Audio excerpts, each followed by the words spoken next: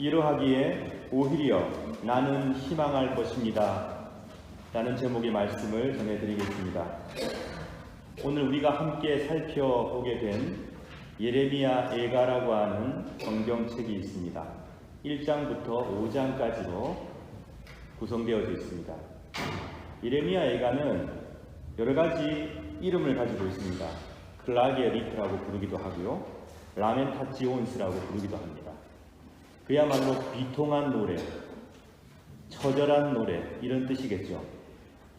근데 아주 흥미로운 사실은 예레미야 애가서를 보게 되면 이 예레미야 애가를 지은 저자가 매우 정교하고 아름답게 구성해 놓았다는 것을 발견하게 됩니다. 문학적으로, 예술적으로.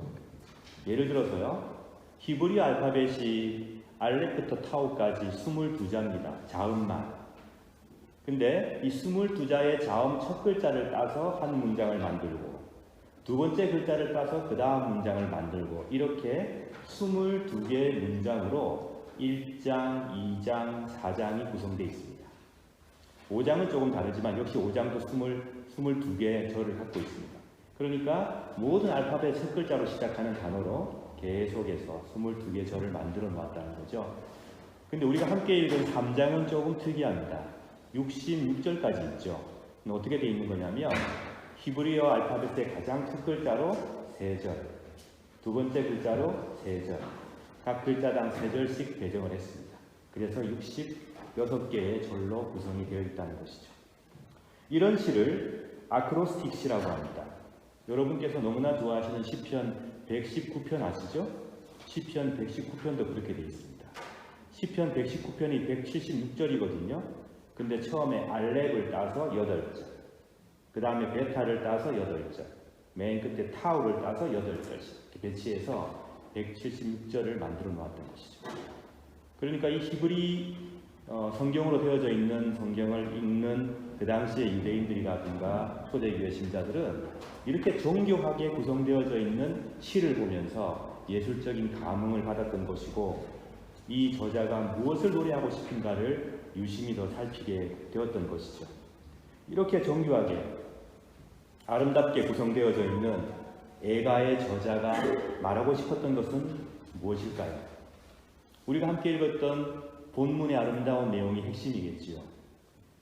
주의 인자는 끝이 없고 주의 자비는 무궁하며 아침마다 새롭고 늘 새로우니 주의 성실이 참 큽니다. 라는 내용입니다. 오늘 우리의 쉬운 성경은요, 이렇게 되어 있습니다. 여호와의 사랑, 헤세드가 사랑이죠. 여호와의 사랑은 한결같고 여호와의 자비, 라함은 끝이 없다. 이렇게 번역해 놓았는데, 새번역 성경, 표준 새번역을 보게 되면 좀 더 원문에 가깝게 번역을 잘했습니다. 주의 한결같은 사랑은 다함이 없다. 그리고 그의 긍휼은 끝이 없기 때문이다. 그리고 23절, 우리의 쉬운 성경은 주의 사랑과 자비가 아침마다 새롭고 주의 진실과 참되심이 그도다. 표준 새번역은 이렇게 났습니다. 주의 사랑과 긍휼이 아침마다 새롭고 주의 신실, 이때 신실은 에무나프라는 명사입니다. 주의 신실이 큽니다. 주님의 사랑과 자비가 한결같고 변함이 없고 영원 무궁하고, 또 주님의 신실하심이 크니 주님께 감사의 찬미를 바치는 그런 내용이 예레미야 애가 3장 22절부터 23절까지 등장을 한다는 것입니다. 누가 이런 찬미를 바칠 수 있겠습니까, 여러분? 아마도 만사가 잘 풀리고 좋은 일이 넘쳐나고 남들보다 좀 복을 많이 받은 사람들, 그래서 기분이 좋은 사람들이 이런 찬미를 부를 수 있을 것 같다는 생각을 우리는 하게 되죠. 이렇게 아름다운 감정과 평온함을 가진 사람들, 선택받은 사람으로서 복을 훨씬 많이 누리고 다른 사람보다 좀 걱정도 없고 축복을 누린 이런 사람들이 이런 찬양을 부르지 않을까, 우리는 그런 생각을 합니다. 그래서 과연 그들이 고통과 아픔과 비통한 마음 때문에 괴로워하고 있는 자들의 그 심정을 이해는 할까? 예레미야 예가에 나오는 이 찬양을 바치고 있는 사람들이 과연 이 세상 속에 존재하고 있는 아픔에 동참할 수 있을까? 우리는 그런 의문도 갖게 됩니다. 축복을 많이 받았으니 저만치 멀리 서서 자신들의 축복을 감사하며 고통당하는 자들을 저만치 먼 발치에서 보고 있겠구나. 그런데 아닙니다. 오늘 우리가 읽은 본문은 애가라고 제가 말씀드렸죠. 비통한 노래, 처절한 노래입니다. 라멘타치온스, 클라게리트. 정말 처절하게 바치는 노래 안에 주의 인자는 끝이 없고 주의 자비는 무궁하며 주의 신실하심은 크도다. 이것이 아침마다 새로우니 주님께 감사와 찬미를 바친다는 내용이 들어있다는 것인데, 사실 이 애가는 정말 처절한 노래로 가득 차 있습니다. 1장부터 살펴보시면요, 계속 그런 노래입니다. 주님, 제 눈에 눈물이 마르지 않습니다. 제가 숨을 쉬기조차 힘듭니다. 왜 주께서는 이렇게 저희 백성들에게 고난을 허락하셨습니까? 저는 밤마다 눈물을 흘립니다. 이런 내용으로 가득 차 있어요. 한번 잠깐 볼까요? 우리가 읽은 본문 앞뒤에도 그런 내용들이 나와 있습니다. 제가 읽겠습니다. 3장 15절. 주께서 나를 쓴 것으로 배불리시고 고통으로 채우셨다. 주께서 자갈로 내 이를 부수시고 나를 재 속으로 밀어 넣으셨다. 이제는 내게 평안이 없다. 행복이 무엇인지도 잊어버렸다. 나는 이제는 힘이 다 빠졌다. 여호와께서 도와주시라는 희망도 사라졌다. 주님, 제 고난과 제 괴로움을 기억해 주십시오. 쓰라림과 고통을 기억해 주십시오. 라는 내용이 예레미야 애가 3장 15절 이하에 나옵니다. 그리고 뒤에 가면 또 나옵니다. 45절 이하에 우리를 여러 민족들 가운데서 찌꺼기와 쓰레기로 만드셨습니다. 누가? 여호와께서. 우리의 모든 원수가 입을 열어 우리를 욕합니다. 두려움과 공포, 멸망과 파괴가 우리를 덮쳤습니다. 제 눈에는 눈물이 시내처럼 흘러내립니다. 이런 내용이 예레미야 예가에 가득 차 있어요. 그러니까 제목이 예가겠죠. 비통한 노래. 견디기 힘든 마음. 저자는 정말 괴롭고 힘든 마음을 이렇게 표현하고 있습니다. 이 저자의 안타까운 마음을 읽고 있노라면 요즘에 우리가 신문을 통해 접하는, 매스컴을 통해 접하는 안타까운 단성과 괴를 같이 하고 있구나, 이런 생각을 합니다. 여러분, 한번 신문이나 뉴스를 보십시오. 정말 슬픈 마음으로, 처절한 마음으로 애통하며 절규하는 사람들이 얼마나 우리 주위에 많다는 것을 우리는 알게 됩니다. 젊은 노동자가 노동을 하다가 불의의 사고로 사망하는 일, 아프가니스탄에 억압받는 여성들의 절망의 절규, 지중해에서 죽음의 위협을 받고 있는 난민들의 안타까운 상황, 아프리카에서 변변한 치료도 받지 못한 채 죽어가는 코로나 사망자들, 이런 안타까운 상황 속에 놓여있는 자들의 절규와 외침이 오늘 예레미야 애가의 저자가 그 당시에 바쳤던 그 외침과 맞닿아 있다는 것이죠. 예레미야 애가는 사실 어떤 시대적 배경이 있냐면요, 바벨론이 예루살렘을 함락하고 예루살렘의 거민들을 죽이고 그들을 포로로 잡아가고 예루살렘 성전을 파괴했던 그때 시점과 맞닿아 있습니다. 조국 예루살렘이 무참하게 짓밟히고 있습니다. 무고한 생명이 죽임을 당하고 있습니다.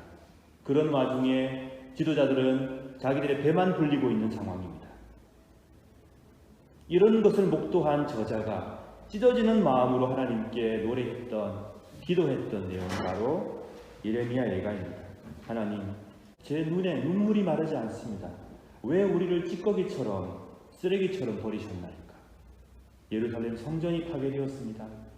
저 가련한 백성들을 어찌하면 좋겠습니까? 이런 절규가 가득 차 있는 노래입니다.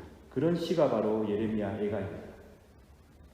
여러분, 성전이 파괴됐다는 것은요, 단지 건물이 하나 무너진 것 이상의 의미가 있습니다. 예루살렘 성전은 유대인들에게는 정체성 그 자체였습니다. 왜? 성전을 통해서 하나님께서는 백성들을 만나셨기 때문입니다.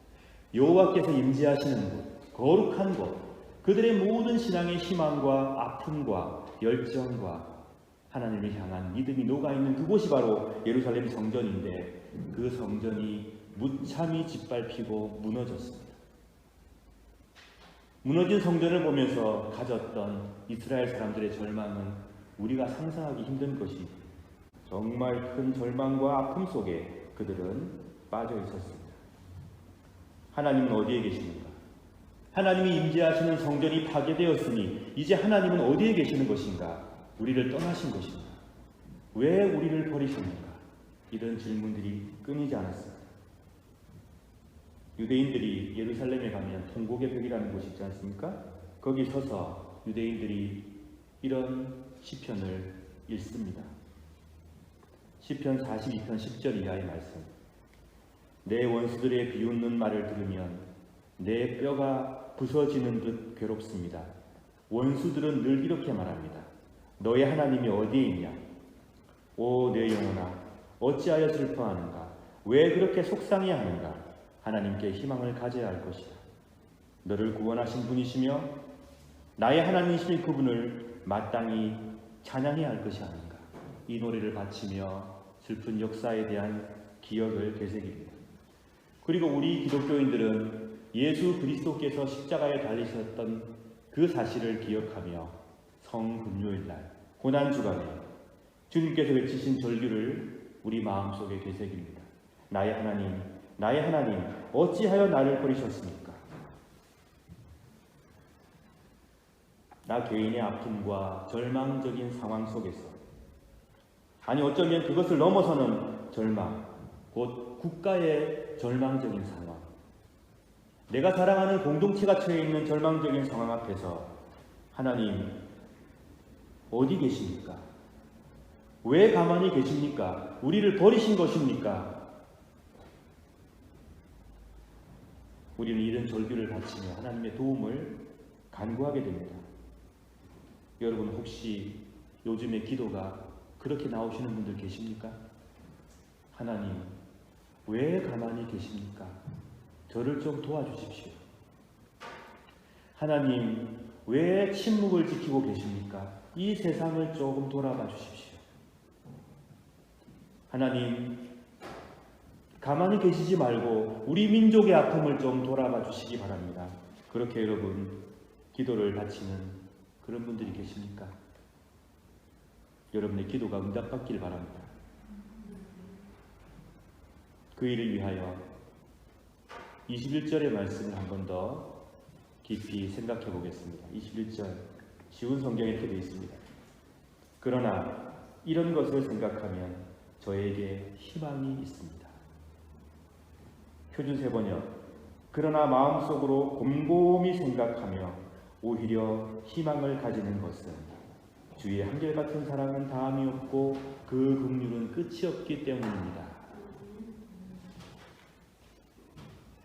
예가의 저자가 말하고 싶었던 것은 지금 우리가 당한 이 상황이 너무나 처절하고 아픕니다. 너무 괴롭고 힘듭니다. 하나님 왜 침묵을 지키십니까? 왜 당신의 백성을 버리십니까? 도와주십시오. 라는 거였습니다. 그런데 21절에 마음속으로 그가 곰곰이 생각해보니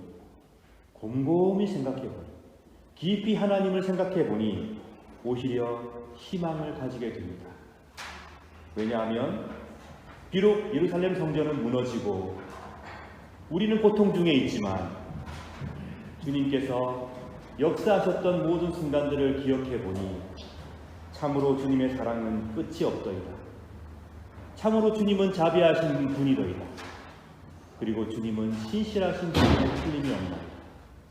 이 비참하고 괴로운 상황 속에서 주의 사랑과 긍휼과 새롭게 다가오는 주의 신실하심 때문에 제가 주님을 찬미합니다. 라고 예레미야 예가 저자가 그 고통이 가득한 순간 속에서도 하나님을 찬미하고 있습니다. 그러니 우리도 어려움과 괴로움이 가득한 현실 속에서 주님의 사랑과 자비를 믿으며 주님께서 신실하시다는 그 사실을 결코 잊지 않으며 24절 여호와께서 나의 유산의 전부이심을 고백합니다. 여호와께서 내가 받을 수 있는 모든 것이라는 것을 고백하고 25절 여호와께서는 주께 희망을 두는 사람과 주께 도움을 청하는 사람에게 선하신 분이라는 것을 잊지 말고 26절 조용히 겸손히 주님을 바라보며 구원을 기다리는 것이 도움을 기다리는 것이 현명할 것입니다. 왜냐하면 31절에 하나님께서는 자기 백성을 영원토록 내버리지 않는 분이시기 때문입니다. 32절 혹 우리가 슬픔에 빠지게 되더라도 그 크신 사랑으로 우리에게 자비를 다시금 베푸시는 분이기 때문에 어렵고 힘든 상황 속에서도 하나님의 사랑과 자비를 간절히 바라며 신실하신 하나님께 찬미를 바치자는 내용이 바로 예레미야 예가의 내용입니다. 33절 주님은 백성을 심판하거나 슬프게 하는 것을 즐기지 않는 분이라고 하였습니다. 여러분 고통스러우십니까? 많이 괴로운 문제가 있으십니까? 여러분이 괴롭고 고통스러운 것은 우리 주님의 뜻이 아닙니다. 하나님께서는 여러분이 슬퍼지는 것, 괴로워지는 것을 뜻하지 않으셨다고 성경은 우리에게 얘기하고 있습니다. 그렇기 때문에 내가 지금 당하고 있는 괴로움과 아픔이 하나님이 나에게 원하시는 뜻이 아니구나. 이 세상이 처하고 있는 괴로움과 아픔과 절망이 결코 그분의 뜻이 아니구나. 하나님께서는 당신을 찾는 사람에게 선한 도움을 주시는 사랑과 자비가 넘치는 분이구나. 약속을 지키는 신실하신 분이구나. 이 믿음을 잃지 말아야 합니다. 여러분, 우리는 오늘 감사하게도 추석 감사주의를 보내고 있습니다. 우리 마음에 참 감사함이 큽니다. 하나님께서 우리를 이때까지 인도하셨습니다. 참 어려운 한 해를 작년까지 해서 지금 2년을 보내고 있습니다. 그럼에도 불구하고 참 감사할 거리가 많이 있습니다. 그러나 여전히 우리 가운데에는 남아있는 슬픔과 아픔이 있습니다. 여전히 해결되지 않는 큰 문제가 비통하게 남아있습니다. 우리는 감사하면서도 한편으로는 아픈 마음을 가지고 예배에 참석하였습니다. 그리고 세상을 둘러보니 다르지 않습니다. 곳곳에 아픔과 괴로움과 절망의 소리가 곳곳에서 들려옵니다. 염려가 됩니다. 어떻게 하나? 그들을 어떻게 해야 하나? 근데요, 참 위로가 되는 말씀은 예레미야 예가 3장 34절 이하를 보시면 하나님 마음도 똑같아요. 제가 한번 읽어드리겠습니다. 여호와께서는 어떤 마음 갖고 계시냐? 이 땅에 모든 갇힌 사람이 주의 발 아래에서 밟히지는 않을까? 35절 지극히 높으신 분 앞에서 억눌림을 당하는 사람이 있지는 않을까? 36절 재판을 받는 사람이 억울한 판결을 받지는 않을까? 여호와는 염려하고 계신다고 예레미야 예가의 저자는 고백합니다. 귀한 믿음이지 않습니까? 본인의 문제가 큽니다. 본인의 아픔이 너무너무 크고 무겁습니다. 짐이. 그런데 하나님의 신실하심과 사랑을 바라보았고 하나님의 자비를 바라보았고 여호와의 마음도 똑같구나. 혹시나 억울한 사람이 생기면 어떡하나? 억눌림을 당하는 사람은 없을까? 판결을 잘못 받아서 억울하게 죄를 뒤집어 쓰는 사람은 없나? 이런 마음을 여호와께서 갖고 계신다고 예가의 저자는 말하고 있다는 것입니다. 우리 하나님께서는 결코 단 한 번도 당신이 창조한 이 세상 그리고 당신이 사랑 가운데 내어주신 생명들을 포기하신 적이 없습니다. 하나님께서 만약에 자기의 창조를 부여하시고 우리를 백성 삼으신 걸 부여하셨다면 어떻게 되었을까요? 하나님은 자신의 아들 독생자 예수 그리스도를 이 땅에 보내셔서 그를 죽게까지 하시면서도 절대로 세상을 포기하지 않으시고 절대로 저와 여러분을 포기하지 않는 그런 분이십니다. 그렇기 때문에 예레미야 예가의 저자가 곰곰이 생각해 보니 내가 비록 괴로움을 당하고 있지만 주님의 사랑과 자비가 정말 한결같고 무궁무진하구나. 주님의 신실하심이 너무나 크구나. 여호와도 우리와 같은 마음이시구나 라고 겸허히 자신을 돌아보며 아침마다 그 절망적인 상황 속에서 아침마다 새롭게 보여주시는 하나님의 자비와 사랑에 감격하였던 것입니다. 여러분, 여호와의 사랑 헤세드는 한결같습니다. 여호와의 자비 라함은 끝이 없습니다. 주의 사랑과 자비가 아침마다 새롭고 주의 신실하심이 매우 큽니다. 이 사실을 굳게 믿으시는 복된 여러분 되시길 진심으로 축원합니다. 주의 인자는 끝이 없고 주의 자비는 무궁하며 아침마다 새롭고 늘 새로우니 주의 신실하심이 크다는 찬양입니다. 우리가 함께 이 찬양을 이 시간에 말씀을 생각하시며 두 번 연속으로 한번 불러보겠습니다.